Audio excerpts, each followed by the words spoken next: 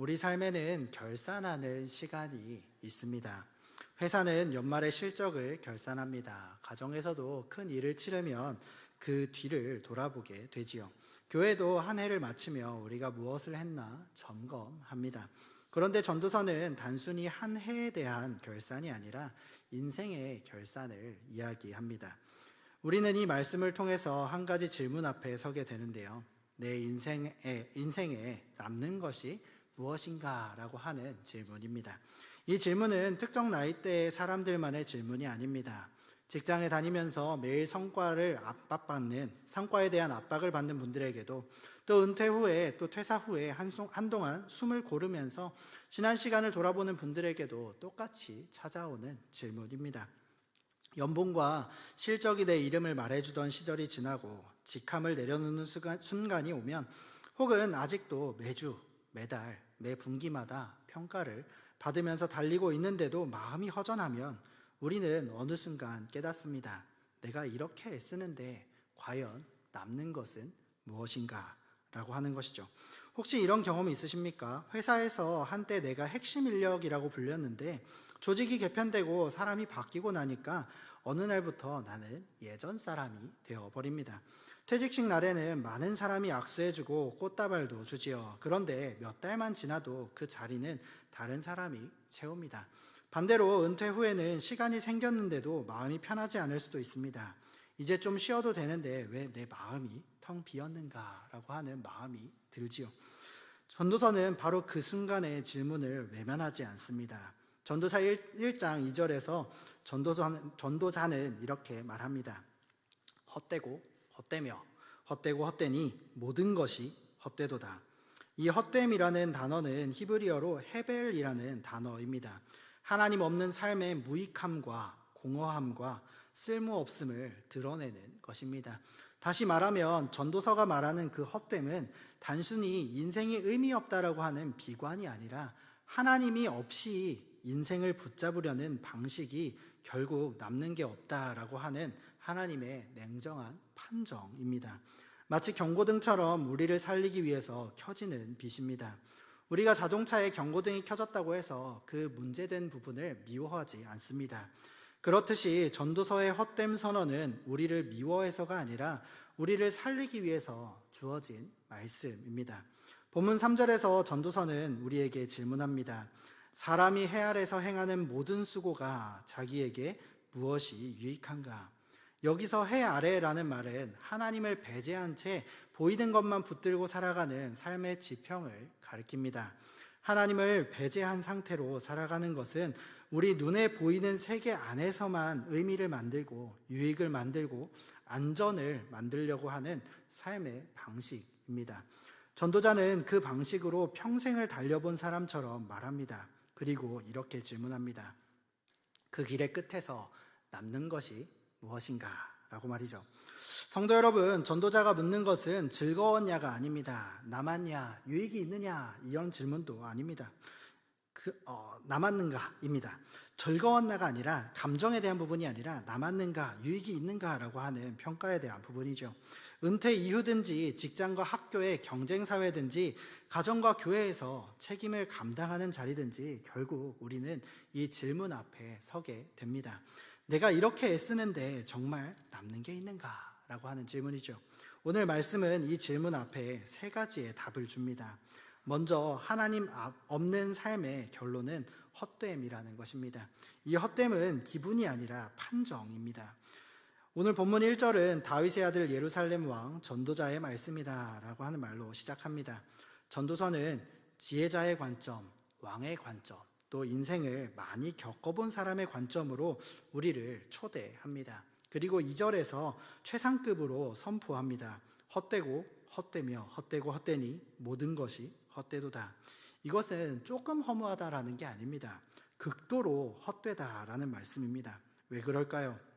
하나님 없는 삶은 겉으로는 채워지는 것처럼 보여도 본질적으로는 텅 비어있기 때문입니다. 겉으로는 성취가 쌓입니다. 집이 생기고 재산이 늘고 자녀가 자라고 경력도 쌓입니다. 사람들에게 이름이 알려질 수도 있습니다. 그런데 전도자는 그것들을 다 보고 다 만져보고 다 누려본 뒤에 말합니다. 결국은 헛되다. 여기서 중요한 오해 하나를 피해야 하는데요. 전도서가 말하는 것은 노동이 악하다는 것이 아닙니다. 가정이 무가치하다는 말도 아닙니다. 성취가 죄라고 말하는 것도 아닙니다. 전도서가 겨냥하는 것은 하나님 없이도 충분히 살 수 있다라고 하는 그 착각을 겨냥하고 있습니다. 하나님이 없이도 내 지혜와 내 손과 내 노하우로 내 인맥으로 내 인생을 의미 있게 만들 수 있다라고 믿는 그 마음이지요. 이 마음이야말로 헤벨, 무익한 것입니다. 무익하고 공허한 길입니다. 그래서 전도서의 헛됨은 세상이 나빠서가 아니라 하나님을 떠난 내 중심 때문에 더 날카롭게 드러납니다. 직장을 다니고 있다면 이 유혹이 더 정교하게 찾아오는데요. 우리는 종종 성과로 자신을 증명합니다. 이번 분기만 잘 넘기면, 이번 프로젝트만 성공하면, 다음 승진만 하면 그때는 마음이 편할 것 같지요. 그런데 막상 그 자리에 가면 또 다음 목표가 생깁니다. 마치 사다리를 올라가면 올라갈수록 더 높은 칸이 나타나는 것처럼 마음은 계속 더를 요구합니다. 가정에서는 내가 버텨야 가족이 산다라고 하는 부담이 커지고요. 교회에서는 내가 맡은 자리를 지켜야 교회가 돌아간다라고 하는 책임이 생깁니다. 그런데 여러분, 책임이 커질수록 더 위험해지는 것이 있습니다. 하나님을 빼고도 내가 충분히 해낼 수 있다라고 하는 착각입니다. 전도서는 그 착각을 깨뜨리면서 말씀합니다. 하나님 없는 인생의 결산은 헛되다라고 말이죠. 또 은퇴하면, 퇴사하면 알게 되는 것들이 있습니다. 직함이 사라진 뒤에 알게 되는 것인데요. 내가 붙들고 살던 의미가 생각보다 얇았다는 것입니다. 내 이름이 사람들의 기억 속에서 빠르게 옅어진다는 것이지요. 그때 마음에 구멍이 생깁니다. 이 말씀은 우리를 짓누르기 위한 말씀이거나 우리를 무의미한, 또 우리를 헛되다라고 하는 우리의 인생을 부정하는 말씀이 아닙니다. 전도서의 헛됨은 그런 순간에 우리를 정죄하려고 오는 말씀이 아니라 우리를 살리려고 오는 경고와 같은 말씀입니다. 경고등이 켜졌다고 차를 원망하지 않습니다. 마찬가지로 하나님께서 우리를 살리시기 위해 경고등을 켜주신 것입니다. 너는 하나님 없이 살도록 지음받지 않았다라고 말이죠. 너의 마음의 중심을 다시 나에게로 돌려라 라고 말씀하십니다. 다시 말하면 전도서의 헛됨 선언은 우리를 절망으로 몰아넣기 위한 것이 아니라 거짓된 중심에서 우리를 끌어내기 위한 하나님의 자비하심입니다. 둘째로 하나님 없이 쌓은 수고는 유익 또는 잉여, 잔고를 남기지 못합니다. 오늘 본문 3절은 이렇게 질문합니다. 무엇이 유익한가? 여기서 유익은 단순한 기분이 아니라 남는 것, 잉여의 어떤 것을 의미합니다. 마치 회계장부의 이익과 같은 단어이지요. 전도서는 즐거웠냐라고 묻지 않습니다. 너 힘들었지? 라고 묻지도 않습니다. 너의 수고가 결산할 때 무엇을 남기냐라고 묻습니다. 우리는 평생 수고하며 쌓은 것들이 하나님 앞에서 또 영원 앞에서 정말 남는 것이 있는가라고 하는 질문이죠. 이 질문은 우리에게 매우 현실적입니다. 우리는 평생 수고하고 쌓아갑니다. 그리고 쌓아왔습니다. 집을 지키고 자녀를 키우고 일터에서 책임을 감당하고 교회에서 봉사를 지속했습니다. 그런데 어느 날 이런 생각이 듭니다. 내가 평생 벌고 평생 모으고 키우고 세우고 지켜온 것들이 내 마지막 숨을 내쉴 때 무엇으로 남을까? 성도 여러분, 우리는 재정 결산을 잘합니다. 통장도 잘 정리하고요. 보험도 점검하고 은퇴 이후에 또 노후의 계획을 세웁니다. 그런데 전도서는 더 깊은 장부를 내밉니다. 영혼의 장부를 정리해 보라는 것이지요. 하나님 없이 쌓은 수고가 거기에 무엇을 남기고 있는가 질문하라는 것입니다. 오늘 본문 11절은 그 질문의 한 방향을 더 날카롭게 합니다. 이전 세대들이 기억됨이 없으니 장래 세대도 그 후 세대들과 함께 기억됨이 없으리라. 우리가 은근히 남기고 싶어 하는 것, 기대하는 것 중에 하나가 바로 기억입니다. 나를 알아주기를 원하고 내가 했던 일을 사람들이 인정해 주기를 원합니다. 내가 헌신한 것을 누군가 기록해 주기를 원합니다. 내가 이만큼 했으니 인정받아야지. 내가 이렇게 헌신했는데 잊혀지면 안 되지 라고 하면서 말이죠. 그런데 전도자는 말합니다. 기억은 사라진다고 말이죠. 이 사실은 은퇴할 때나 퇴사할 때 더 선명해집니다. 내가 떠난다고 조직이 돌아가지 않는 것이 아닙니다. 잘 돌아가죠. 내가 아니어도 자리는 채워지고 가정에서도 시간이 지나면 자녀들이 독립합니다. 교회에서도 세대가 바뀌면 얼굴이 바뀌고 사역이 바뀝니다. 내가 열심히 섬겼는데도 시간이 지나면 사람들은 잊어버립니다. 사람의 기억은 영원한 잔고가 영원한 유익이 되지 못합니다. 이것이 전도서가 말하는 세상의 현실입니다. 그러나 이 현실을 안다고 해서 모든 노력이 무의미하다는 말이 아닙니다. 오히려 전도서는 그렇다면 우리가 무엇을 위해 살아가야 하는가 이것을 질문하게 합니다. 남이 칭찬하게 만드는 삶이 아니라 하나님 앞에서 진실한 삶으로 초대하는 것입니다. 우리는 사람의 기억이 아니라 하나님의 눈앞에서 살아가는 존재입니다. 사람은 잊어버리지만 하나님께서는 잊지 않으십니다. 하나님 없는 유익은 사라지지만 하나님 안에서 드린 수고는 헛되지 않습니다. 우리가 이 구분을 놓치면 직장에서는 평생 달리고도 공허해지고 또 은퇴 후에는 쉬어도 쉬지 못하는 마음이 될 것입니다. 왜냐하면 그때도 여전히 내가 남겨야 한다라고 하는 짐을 지고 있기 때문입니다. 여기서 우리가 조심해야 될 것이 하나 있는데요. 더 조심해야 되는 부분입니다. 신앙까지도 유익을 얻는 도구로 바꾸는 것입니다. 하나님을 믿으면 내 사업이 잘 될 거야, 내 일이 잘 되고 우리 자녀가 잘 될 거야, 성공할 거야, 하나님을 섬기면 하나님께 헌신하면 내 노후가 안전할 거야 라고 하면서 나아가는 것이죠. 성도 여러분, 하나님은 우리의 필요를 아시고 돌보시는 분이십니다. 그러나 하나님을 그렇게 내 유익을 위한 수단으로만 붙든다면 결국 그 신앙도 해벨이 됩니다.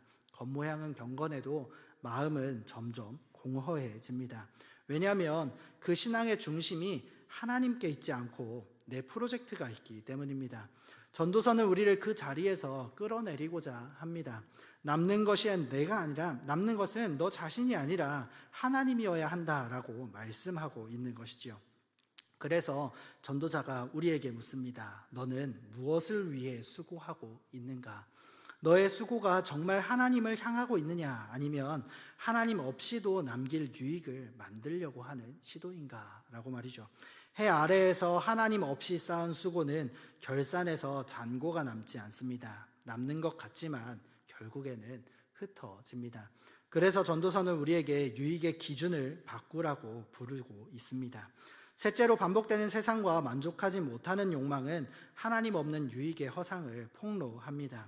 전도서 1장 4절에서 7절까지를 보면 전도자는 자연에 대한 이야기를 합니다. 한 세대는 가고 한 세대는 오되 땅은 영원히 있도다. 해는 뜨고 지며 바람은 남으로 북으로 돌고 강물은 바다로 흘러가지만 바다는 차지 않습니다. 이것은 자연과학 강의가 아닙니다. 전도자는 해 아래에서 인생을 바라볼 때 우리가 체감하는 현실을 보여줍니다. 세상은 계속 돌아가고 나는 그 안에서 잠깐 왔다가 간다는 사실입니다. 내가 만든 업적이 세상을 완전히 새롭게 만들 것처럼 느껴질 때도 있지만 시간이 지나면 그것은 큰 흐름 속의 한 장면이 됩니다. 그래서 전도서는 우리에게 이렇게 묻는 것과 같습니다. 너는 너의 수고가 너를 구원할 거라고 믿었는가? 너는 내 성취과 너의 영원을 보장할 거라고 믿었느냐라고 말이죠. 그리고 8절에서 우리의 내면을 정확하게 찌릅니다. 만사는 피곤함으로 사람이 말로 다 할 수 없나니 눈은 보아도 족함이 없고 귀는 들어도 가득 차지 아니하도다. 이것이 오늘 시대에 너무나 실제적인 말씀입니다. 우리는 너무 많이 보고 많이 듣습니다. 뉴스도 영상도 정보도 소문도 평가도 비교도 끝이 없지요. 그런데 더 많이 볼수록 더 불안해지고 더 많이 들을수록 더 공허해집니다.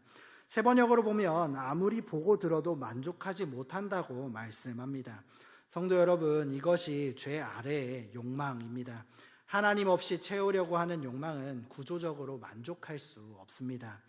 마음의 자리는 하나님으로만 채워지도록 우리는 지음을 받았습니다. 그 자리에 다른 것을 채우면 계속 새어나갑니다.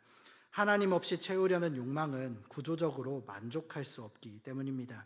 9절과 10절은 새 것에 대한 환상을 깨뜨리는데요. 이미 있던 것이 후에 다시 있겠고 해 아래에는 새 것이 없나니 보라 이것이 새 거리라 할 것이 있으랴. 전도서가 말하는 새 것이 없다는 말은 기술의 발전이 없다는 말이 아닙니다. 역사적인 사건이 반복만 된다는 말도 아니고요. 그가 말하는 것은 인간의 마음이 기대하는 구원 같은 새로움이 해 아래에서 만들어지지 않는다는 것입니다. 새 다짐, 새 건강관리, 새 차, 새 집, 새 직장, 새 취미와 새 관계, 새 계획과 새 투자, 그 모든 새 것이 잠깐 우리를 흥분시킬 수는 있습니다. 하지만 하나님 없는 상태로는 결국 같은 공허함으로 돌아오게 됩니다. 바로 전도서는 그 지점을 폭로합니다.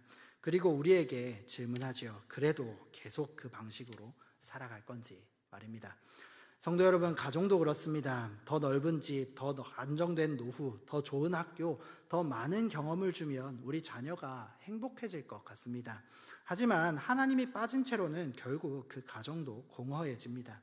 교회도 그렇습니다. 더 바쁘게 섬기고 더 큰 역할을 맡고 더 많은 일을 해내면 내 마음이 채워질 것 같지요. 그러나 하나님이 목적이 아니라면 봉사의 자리에서도 우리는 피곤해지고 인정받지 못하면 서운해지고 결국 지쳐버립니다.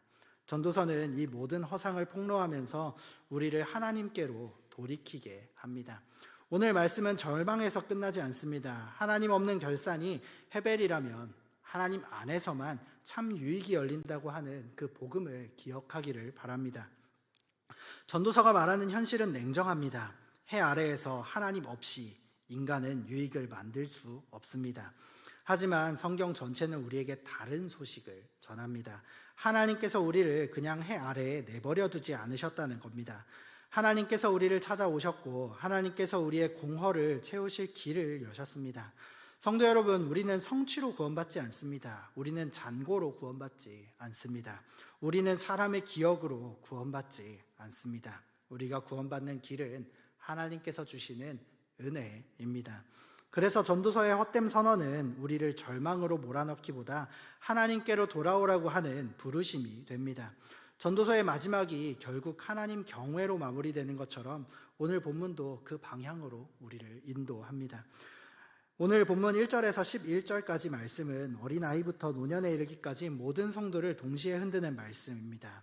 은퇴자는 내가 내려놓고 보니 남는 것이 무엇인가, 이것을 더 빨리 체감하게 됩니다. 직장인과 공부하는 학생들은 아직 달리고 있는데도 왜 내 마음이 차지 않는가라는 것을 더 자주 경험합니다. 전도서는 그 모두에게 말합니다. 해 아래에서 하나님 없이 의미를 만들려고 하는 그 삶은 허무하다, 무익하고 공허하다라고 말이죠. 그러면 우리는 무엇을 해야 할까요? 오늘 말씀은 우리에게 절망하라고 주어진 게 아니라 회개하고 돌아오라고 주어진 말씀입니다. 여기서 회개는 단지 나쁜 습관을 고치는 정도가 아니라 우리의 유익의 기준을 바꾸는 것입니다. 지금까지 내가 무엇을 남는 것이라 믿었는지 드러내고 그것을 하나님 앞에 내려놓는 것입니다. 그리고 하나님을 목적으로, 하나님을 복으로 다시 붙드는 것입니다. 그러면 일터의 수고도 은퇴 이후의 시간도 그 의미가 새롭게 재정렬됩니다. 바쁜 가운데에서도 하나님 안에서 안식을 배우고 오늘 한가한 가운데서 또 하나님 안에서 사명을 발견하게 됩니다. 오늘 말씀은 우리에게 두 가지를 점검하게 합니다. 첫 번째로 내가 유익이라고 믿는 1순위는 무엇인지 돌아보게 합니다. 연봉인지 성과인지 자녀의 성공인지 재산이거나 건강이거나 평판인지 또는 교회 안에서의 역할인지 이 중에 무엇이든지 흔들린다면 내 마음이 어떻게 되는가? 내 마음이 어떤 게 흔들려야 무너지는가? 이것이 바로 내가 하나님 자리에 올려놓은 유익함입니다. 그 자리에 하나님이 계셔야 합니다. 하나님께서 그 자리를 차지하실 때야 비로소 우리는 잃어도 무너지지 않는 평안을 얻게 될 것입니다. 둘째로 나는 하나님을 목적으로 섬기는지 수단으로 이용하는지 돌아보아야 합니다. 내가 기도와 예배와 헌신을 통해서 하나님을 더 사랑하고 하나님을 얻고 있는지 아니면 내 인생의 과제를 성공시키기 위한 도구로 하나님을 붙들고 있는지 돌아보는 것입니다. 하나님께서는 우리에게 복을 주시는 분이시지만 하나님 자신이 우리의 복이 되셔야 합니다. 하나님이 수단이 되면 신앙도 헤벨이 됩니다. 무익하고 공허해집니다. 반대로 하나님이 목적이 되면 우리의 수고는 하나님께 드려지는 예배가 됩니다. 사랑하는 성도 여러분, 전도서의 정직함은 우리를 살립니다. 헛되고 헛되다는 말은 우리를 무기력하게 하는 말이 아니라 우리를 깨어나게 하는 말입니다. 하나님 없이도 잘 살 수 있다는 그 착각에서 깨어나게 하는 말이죠. 우리가 붙들고 있는 많은 것들이 하나님 없이 붙들 때 얼마나 가볍고 얼마나 부서지기 쉬운지를 보여주는 말씀입니다. 말씀을 맺겠습니다. 이번 주도 우리가 삶의 자리로 돌아갈 것입니다. 일도 해야 되고 책임도 감당해야 합니다. 그러나 하나님 없이 유익을 만들어내기 위해 달리지는 마십시오.